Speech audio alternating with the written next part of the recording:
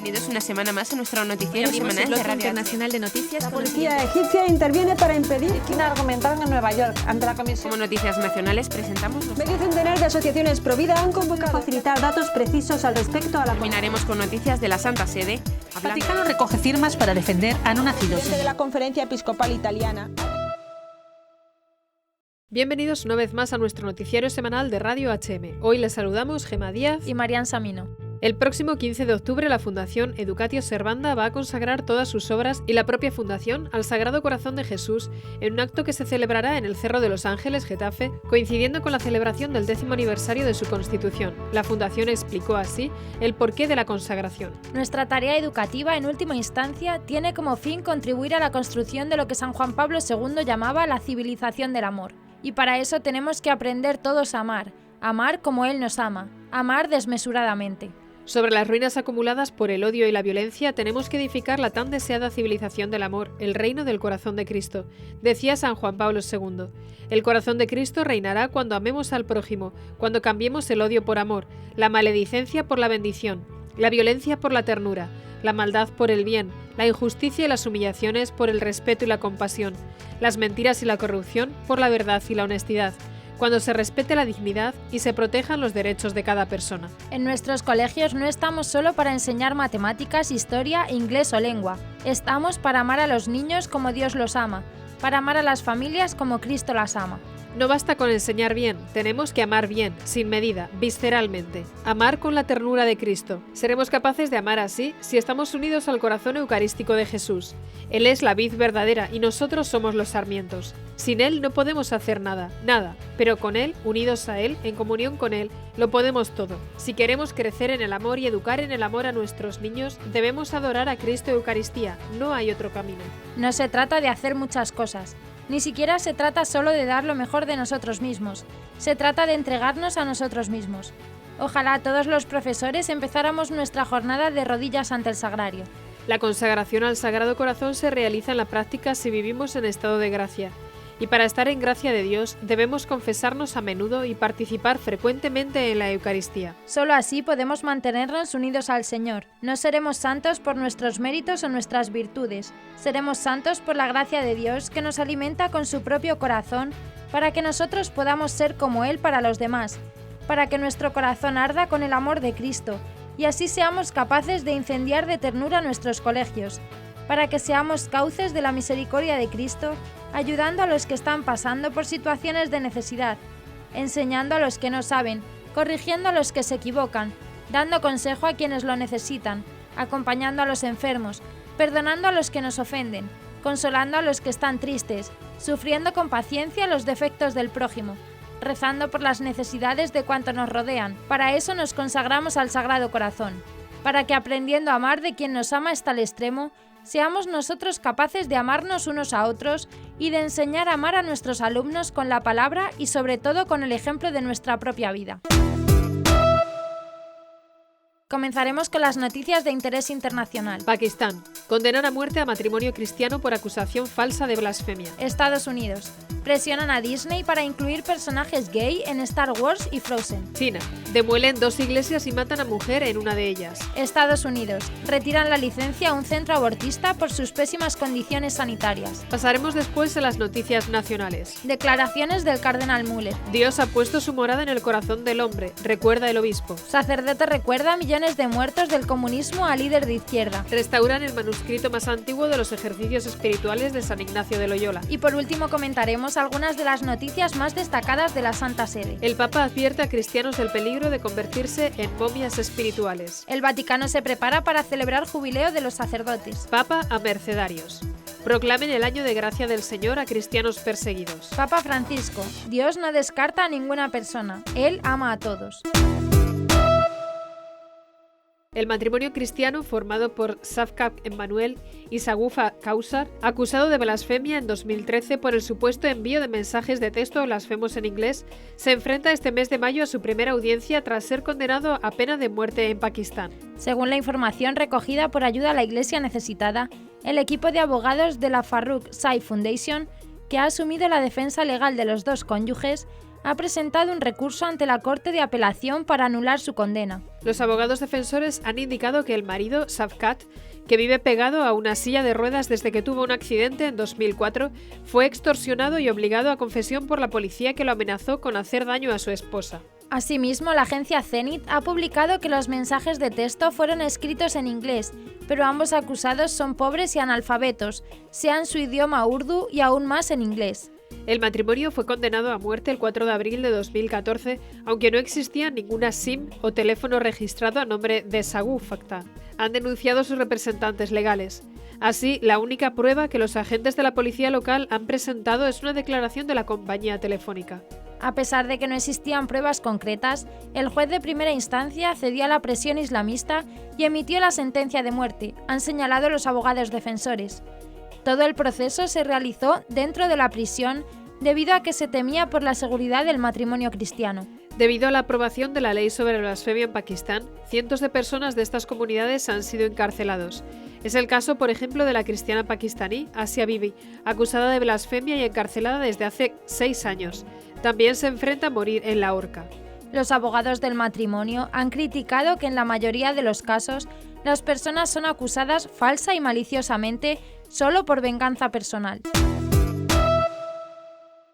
El lobby gay ha lanzado una intensa campaña de presión contra la compañía estadounidense Disney, buscando que incluya personajes LGBT, lesbianas, gays, bisexuales y transexuales en las próximas ediciones de la saga Star Wars y segunda parte de Frozen. La Alianza de Gays y Lesbianas contra la Difamación, en su índice de responsabilidad de los estudios 2016, criticó que Disney lanzó 11 películas en 2015, de las cuales 0 incluyeron apariciones de personas LGTB.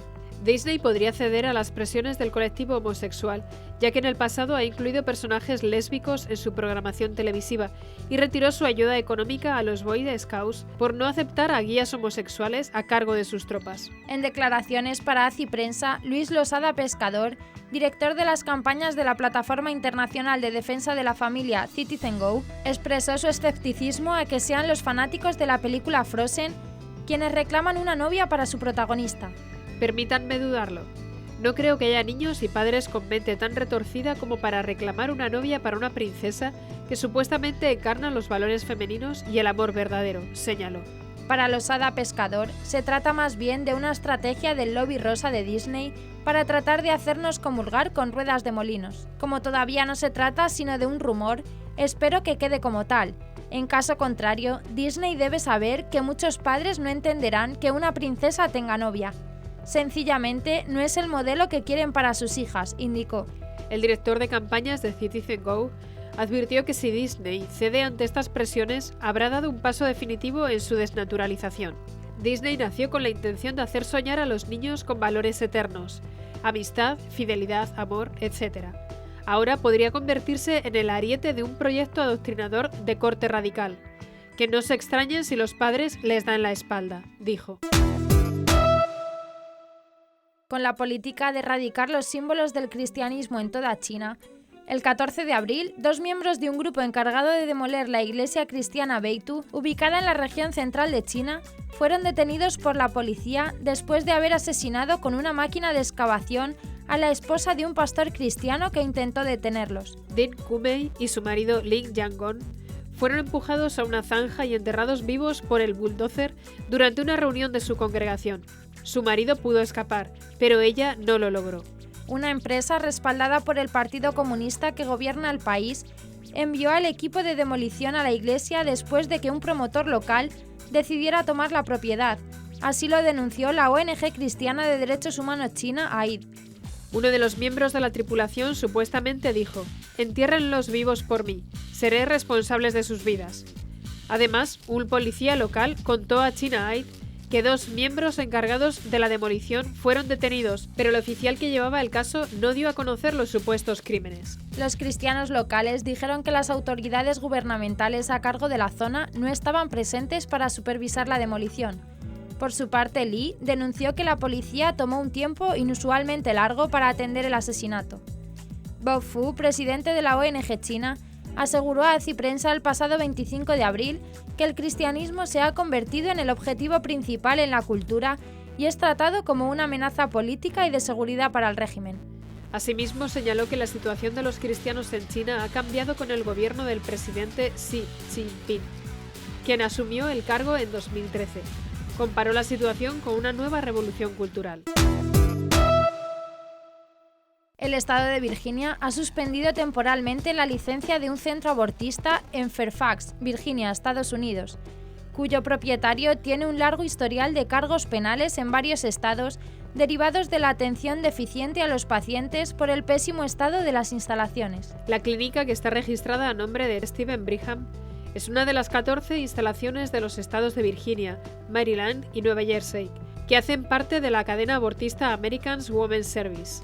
El Departamento de Salud del Estado encontró 26 deficiencias en el centro durante una inspección de 2 días e inmediatamente procedió a suspender la licencia de funcionamiento de la clínica. Entre las negligencias se encontraron equipos sucios, medicamentos caducados, falta de esterilización del equipo y laxitud en los registros médicos, entre otras irregularidades que se recogen en un informe de 52 páginas. A raíz de estas deficiencias, una paciente tuvo que ser trasladada de urgencias a un hospital, ya que no había suturas disponibles en la clínica para detenerle un sangrado. La polémica se ha producido no solo por las condiciones del establecimiento, sino porque en otras ocasiones Brigham ha tenido su licencia médica suspendida temporalmente o revocada, e incluso ha sido procesado en 5 estados más: Nueva York, Pensilvania, Nueva Jersey, Florida y California. Sin embargo, la decisión ha sido apelada por el establecimiento, que espera que se le dé la posibilidad de mejorar y seguir operando en la región.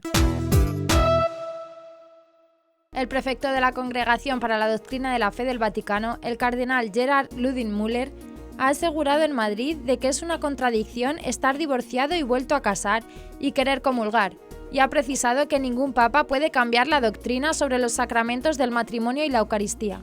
El purpurado alemán visitó la Universidad Francisco de Vitoria en Madrid, donde presentó su libro Informes sobre la Esperanza, de la Biblioteca de Autores Cristianos, en el que fue entrevistado por el director de la editorial, Carlos Granados, y en el que reflexionó sobre el matrimonio, la ideología de género, los divorciados vueltos a casar o el aborto, entre otras cosas. No es posible vivir en gracia de Dios en situación de pecado. La Iglesia no tiene potestad de cambiar el derecho divino, no puede cambiar la indisolubilidad del matrimonio. No se puede decir sí a Jesucristo en la Eucaristía y no en el matrimonio. Es una contradicción objetiva, enfatizó. En este sentido, el cardenal alemán recordó que cuando una persona está en pecado mortal, tiene que recibir el sacramento de la penitencia. En cualquier caso, ha advertido de que no se puede hacer interpretaciones falsas que van más allá del dogma, y ha explicado que lo que el Papa pide a la Iglesia es pensar cómo se pueden integrar estas personas que saben que viven en una situación incorrecta, pero que quieren acercarse a la Iglesia. No obstante, ha precisado que, por ejemplo, en el caso de los divorciados vueltos a casar, la meta debe ser que se separen del esposo ilegítimo, o que vivan junto a él pero en castidad, porque no se puede justificar una situación que va contra la ley divina. Así lo indica en el libro Informes sobre la Esperanza, donde afirma que la Iglesia nunca gozará de autoridad alguna para dispensar de los mandamientos en aras de una presunta visión compasiva y no puede, por ejemplo, conceder unas segundas nupcias mientras vive todavía el primer cónyuge. Müller ha asegurado que este libro lo ha realizado con gran dedicación al Papa y ha ensalzado el estilo personal de Francisco, más pastoral y cercano a la gente, al tiempo que ha pedido que no se malinterprete su forma de predicar. El obispo de Córdoba, España, Monseñor Demetrio Fernández, ha enviado su carta semanal pastoral en la que habla de cómo Dios está en cada persona y explica que las 3 personas divinas, Padre, Hijo y Espíritu Santo, han puesto su morada en el corazón del hombre, se han convertido en mis huéspedes, se ha roto la soledad que aísla. El obispo afirma que de esa manera Dios lleva a su plenitud lo que tenía proyectado desde el principio: acercarse al hombre, entablar con cada uno de nosotros una relación de amor para hacernos partícipes de sus dones, de su misma vida. Jesús es el nuevo templo de Dios, porque en él habita la plenitud de la divinidad. En Jesús, Dios se ha acercado plenamente al hombre, y el hombre encuentra a Dios sin otras mediaciones, explica Monseñor Fernández. De la misma manera, el prelado precisa que la oración consiste en caer en la cuenta de esa presencia en el alma de las 3 personas divinas, con las que podemos entablar coloquio, sentirnos seguros y protegidos, amar porque somos amados. Por eso Santa Teresa de Jesús decía que se sentía habitada por las personas divinas, o San Juan de la Cruz y Santo Tomás de Aquino, quienes también vivieron experiencias similares de amor de Dios y de presencia de las 3 personas del único Dios en el alma. Monseñor Fernández subraya que la oración, el trato con Dios en sus tres personas nos hace conscientes de que viven en el alma por la gracia santificante. Por eso, para quienes conocen esta verdad, no existe la soledad insoportable que encierra en uno mismo, porque en palabras de San Agustín, Dios es más íntimo a mí mismo que yo mismo. Esta inhabitación de las tres personas divinas en el alma en gracia permanecerá para siempre, incluso en el cielo, en donde, según explica el obispo, tendremos cara a cara la presencia de Dios sin ninguna mediación temporal. El don del Espíritu Santo será la plenitud de la Pascua. Jesús pasa por nuestra vida y nos deja el don de Dios amor para enseñarnos a amar, afirma. En medio de abucheos del público simpatizante del partido político español de izquierda, Podemos, y de su líder Pablo Iglesias, el capellán de la Facultad de Filosofía de la Universidad Complutense de Madrid, padre Juan Carlos Guirao Gomariz, recordó los 100 millones de muertos y regímenes totalitarios que ha provocado el comunismo. Iglesias encabezó el encuentro con ocasión de la presentación del libro En defensa del populismo, de Carlos Fernández Liria, el 21 de abril. En su intervención, el padre Guirao Gomariz le expresó al líder de Podemos su preocupación por las ideologías de carácter mesiánico, las ideologías de carácter salvífico y sobre todo cuando estas ideologías son como por ejemplo, que no creo que sea el caso, el comunismo, que ha provocado 100 millones de muertos y regímenes totalitarios. En medio de los abucheos de los simpatizantes de Podemos, el moderador del evento llamó a la calma argumentando que estamos en un espacio en que la gente dialoga, la gente debate, al tiempo que se burló del canal televisivo de la Conferencia Episcopal Española diciendo que esto no es un plato de 13TV, es la Facultad de Filosofía. Una vez restablecido el orden, el sacerdote español recordó a los presentes la importancia de tolerar las ideas diferentes, sobre todo porque si no lo puedo decir yo, a lo mejor mañana puedes ser tú.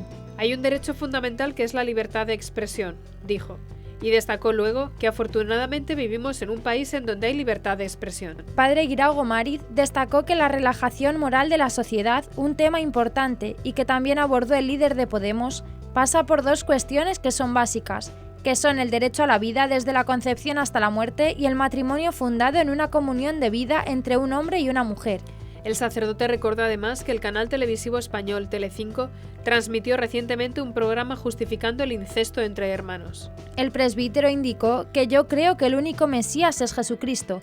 Él es el hombre nuevo, capaz de generar una humanidad nueva.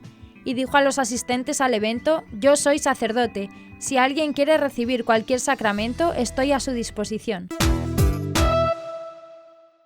Ha finalizado el detallado proceso de restauración de un histórico manuscrito de los ejercicios espirituales de San Ignacio de Loyola, el más antiguo que se conserva en la actualidad y que incluye anotaciones del propio San Ignacio. La reliquia regresó al archivo de la Compañía de Jesús.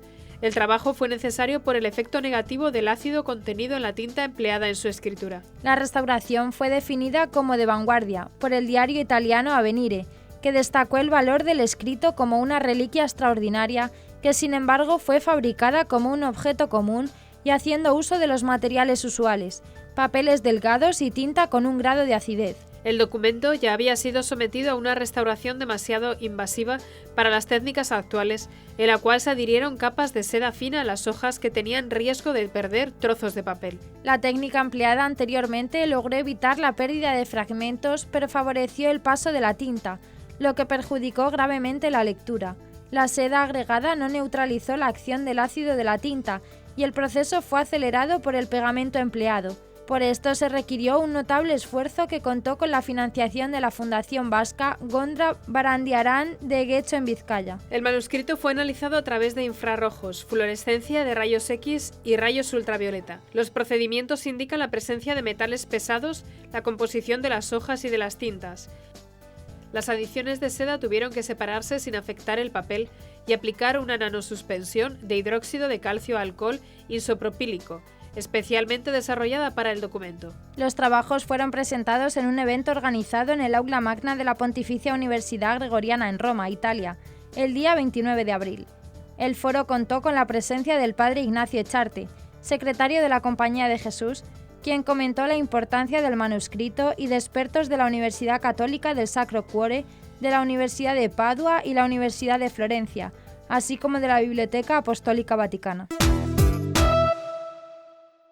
Durante la misa matutina en la casa de Santa Marta, el Papa Francisco recordó que Jesús es el camino, la verdad y la vida.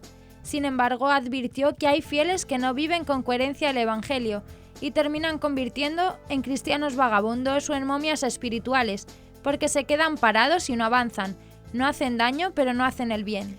En su homilía, el Santo Padre reflexionó sobre las palabras de Jesús a Tomás: «Yo soy el camino, la verdad y la vida, y el que me ha visto a mí ha visto al Padre», reiterando que Jesús es el camino justo de la vida cristiana. El pontífice señaló que es importante verificar constantemente si lo seguimos con coherencia, si hemos perdido la experiencia de fe o se nos ha quedado por el camino. Un cristiano que no camina, que no hace camino, es un cristiano no cristiano. No se sabe lo que es. Es un cristiano un poco paganizado. Está allí estancado, no va adelante en la vida cristiana, no hace florecer las bienaventuranzas en su vida, no hace las obras de misericordia, está parado. Perdónenme la palabra, pero es como si fuera una momia espiritual. Luego explicó que también hay cristianos porfiados.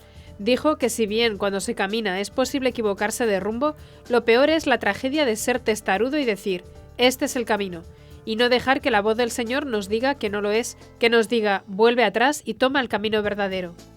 Asimismo, dijo que están los cristianos que caminan pero no saben dónde van. Son errantes en la vida cristiana, vagabundos. Su vida es un ir dando vueltas aquí y allá, y se pierden la belleza de acercarse a Jesús, al camino de Jesús.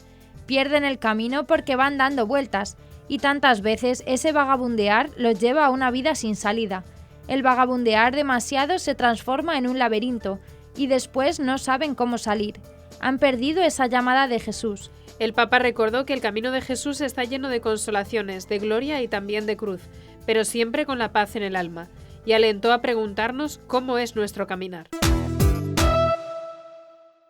Del 1 al 3 de junio, miles de sacerdotes y seminaristas llegarán al Vaticano para celebrar junto al Papa Francisco el jubileo de los sacerdotes en el marco del Año Santo de la Misericordia. El programa contempla un retiro dirigido por el Pontífice para el jueves 2 y una misa presidida por el Papa el 3 de junio, solemnidad del Sagrado Corazón de Jesús.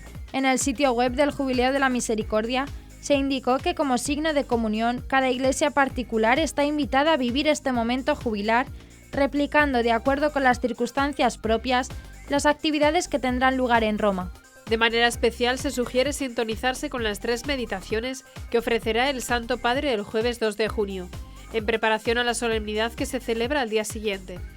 El miércoles 1 de junio, en la primera parte de la jornada, sacerdotes y seminaristas están invitados a ir a uno de los 3 templos jubilares establecidos por el Pontificio Consejo para la promoción de la nueva evangelización, que son San Salvatore in Lauro, Santa María in Vallicella, San Giovanni dei Fiorentini, donde podrán celebrar el sacramento de la reconciliación y de dedicar un tiempo a la adoración eucarística.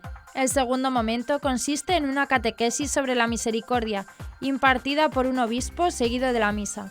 Para ello, algunas iglesias del centro histórico de Roma estarán listas para acoger a los sacerdotes y seminaristas, de acuerdo con la propia lengua. Finalmente, el viernes 3 de junio, el Papa celebrará la misa por la solemnidad del Sagrado Corazón de Jesús, la cual podrá ser concelebrada por todos los sacerdotes. Los sacerdotes y seminaristas que deseen participar deben inscribirse en el sitio web del jubileo hasta el 13 de mayo. El Papa Francisco recibió a los miembros de la Orden de Nuestra Señora de la Merced, cercana a celebrar 8 siglos de fundación, para alentarlos a proclamar el año de gracia del Señor a los cristianos perseguidos y no poner su confianza en las propias fuerzas, sino encomendarse siempre a la misericordia divina. En el 8º centenario de la Orden, no dejen de proclamar el año de gracia del Señor a todos aquellos a los que son enviados, a los perseguidos por causa de su fe y a los privados de libertad, a las víctimas de la trata y a los jóvenes de sus escuelas, a los que atienden en sus obras de misericordia y a los fieles de las parroquias y las misiones que les han sido encomendadas por la Iglesia, expresó el Papa. La verdadera vida de la Orden ha de buscarse en el constante esfuerzo por adecuarse y renovarse, a fin de poder dar una respuesta generosa a las necesidades reales del mundo y de la Iglesia, siendo fieles al patrimonio perenne del que son depositarios. El Papa les dijo que con este espíritu podemos hablar realmente de profecía, no podemos hacerlo de otro modo. El profeta es un enviado, un ungido, ha recibido un don del Espíritu para el servicio del santo pueblo fiel de Dios. Ustedes han recibido también un don y han sido consagrados para una misión que es una obra de misericordia. seguir a Cristo llevando la buena noticia del Evangelio a los pobres y la liberación a los cautivos. Finalmente, tras llamarlos a llevar la esperanza cristiana a los espacios que les han sido confiados por la Iglesia, el Papa Francisco impartió a la familia mercedaria su bendición y también mi ruego de que no se olviden de rezar por mí. Escuchamos al Papa. Queridos hermanos y hermanas, delante de los fariseos que se escandalizaban de su relación con los pecadores, Jesús les propone esta paradoja. ¿Quién de vosotros, si se le pierde una oveja, sería capaz de dejar las 99 en el desierto para ir a buscarla? Fíjense que no dice que las deja en el redil, en un lugar seguro, sino en el desierto, sin agua y sin comida, a merced de las fieras y ladrones. No parece sensato, y sin embargo así hace el buen pastor. No se preocupa de poner a salvo primero al resto del rebaño, sino que va de inmediato en busca de la oveja perdida y la lleva a casa sobre sus hombros.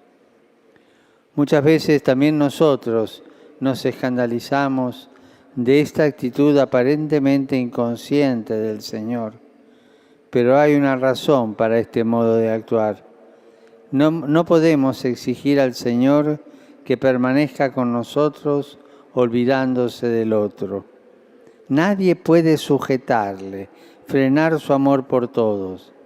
Si queremos tenerlo, debemos seguirlo allí donde se encuentra la oveja descarriada. Si nos movemos con Él, también nosotros haremos fiesta al encontrarla y volver juntos a casa. Saludo cordialmente a los peregrinos de lengua española, en particular a la peregrinación interdiocesana de Mérida, Badajoz y Coria Cáceres, acompañado de sus obispos, Monseñor Celso Morga y Francisco Cerro, así como a los grupos provenientes de España y Latinoamérica. Cada uno de nosotros es esa oveja que el Señor, lleno de misericordia, ha querido cargar sobre sus hombros para llevarla a casa. Y al mismo tiempo, cada uno hemos sido llamados a recoger junto al buen pastor a toda la grey para participar todos de su alegría. Que Dios los bendiga. Y hasta aquí nuestro informativo semanal. Esperamos que haya sido de su agrado. Recuerden que pueden seguir escuchándonos siguiendo el resto de nuestra programación en directo a través de la web www.radiohm.net. En ella podrán encontrar también distintos podcasts con los informativos anteriores y otros audios que también pueden ser de su interés. Seguiremos estos días informando de las noticias de la Iglesia y del mundo a través de nuestros breves espacios informativos que les ofrecemos todos los días, cada media hora aquí en Radio HM 88.9 FM y HM Televisión. Ayer, hoy, siempre, la verdad. Gracias por habernos acompañado. Les han informado Marian Samino y Gema Díaz. Hasta la próxima semana.